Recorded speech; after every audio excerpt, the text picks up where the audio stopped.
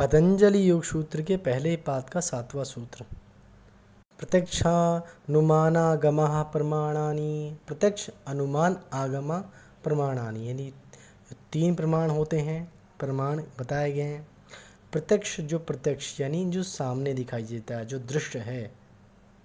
अनुमान अर्थात अप्रत्यक्ष पदार्थ का ज्ञान जो अनुमान के द्वारा प्रकार का होता है। पूर्वत अनुमान, शेषवत अनुमान, सामान्य तो दृष्ट अनुमान। तो इसके अंदर की बात बाद में करेंगे। अनुमान का अर्थ है कि अप्रत्यक्ष पदार्थ का ज्ञान कराना। और जो अंतिम आगम है वो वेद शास्त्र अर्थात आप्त पुरुष के वचन, ये है प्रमाण, जो 3 प्रकार का होता है। प्रत्यक्ष, अनुमान, आगम। जैसे प्रत्यक्ष को समझते हैं जिस साधन या उपाय के माध्यम से किसी भी वस्तु के स्वरूप एवं स्थिति की स्पष्टता ठीक ज्ञान होना, उसे प्रमाण कहते हैं, जो बिल्कुल सही हो। प्रति का अर्थ होता है सामने और अक्ष का अर्थ होता है आँख, अर्थात आँख के सामने। आँख से यहाँ पर सभी ज्ञानेंद्रियों को कहा गया है। प्रत्यक्ष का बड़ा अर्थ हुआ कि जो 5 ज्ञानेंद्रियों का विषय है, रूप, रस, गंध, स्पर्श, श्रवण से सीधा संपर्क होने पर होता है, उसे प्रत्यक्ष प्रमाण कहते हैं। और यही वृत्ति जो है ये सुख देने वाली होती है और दुख देने वाली भी होती है। अच्छे मार्ग पे भी ले जाती है और बुरे मार्ग पे भी ले जाती है। इसलिए साधक को चाहिए कि विवेक पूर्वक भेद करके उन्हीं प्रत्यक्ष प्रमाण को जीवन में स्थान देना चाहिए और एकाग्र एवं निरुद्ध अवस्था में ले जाकर जहाँ से वो समाधि की अवस्था को पा जा सके उसी को देखना चाहिए। अक्लिष्ट प्रत्यक्ष जो होता है 2 प्रकार की बताया गया ना सारे।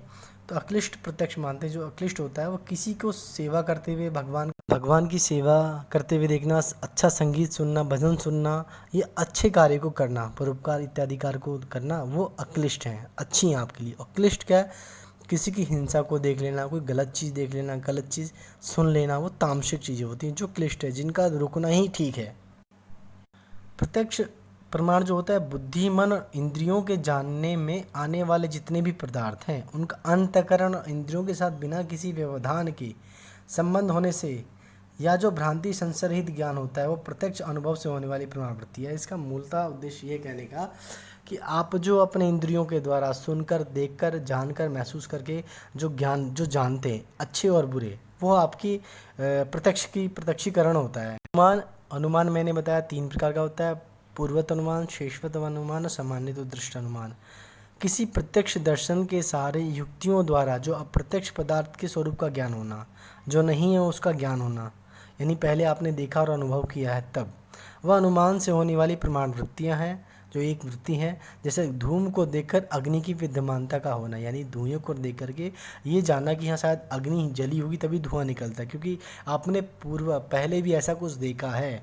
नदी में बाढ़ आया देखकर दूर देश में वृष्टि होने का ज्ञान, यानी बारिश हुई होगी इत्यादि का ज्ञान। आगम प्रमाण वेद शास्त्र और आप्त यथार्थ वक्ता पुरुष के वचनों को आगम कहते हैं, जो पदार्थ मनुष्य के अंतःकरण और इंद्रियों के प्रत्यक्ष नहीं एवं जहाँ अनुमान की भी पहुँच नहीं, उसके स्वरूप का ज्ञान वेद शास्त्र और महापुरुषों के वचनों से होता है। वह आगम से होने वाली प्रमाण वृत्ति ही है। जिस आगम प्रमाण से मनुष्य का भोगों में वैराग्य होता है, गीता 5वें अध्याय का 22वां श्लोक है, साधनों में श्रद्धा उत्साह बढ़ते हैं, तो वह अक्लिष्ट है। और जिस आगम प्रमाण से भोगों में प्रवृत्ति और रोग साधनों में रुचि हो, वो क्लिष्ट है। तो मनुष्य को अक्लिष्टता की तरफ चलना चाहिए, क्लिष्ट की तरफ नहीं।